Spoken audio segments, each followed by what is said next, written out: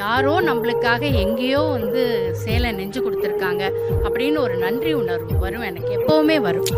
ஒரு சேலை நெய்யறதுக்கு 5.5 metre நெய்யறதுக்கு madam சொன்னாங்க 6000 இதில் தடவை கால் மிதிக்கணும். ஆனால் 15,552 தடவை கையை காலை அசைச்சு இந்த சேலை நெய்யும். ஒரு சேலை, இந்த ஒரு சேலை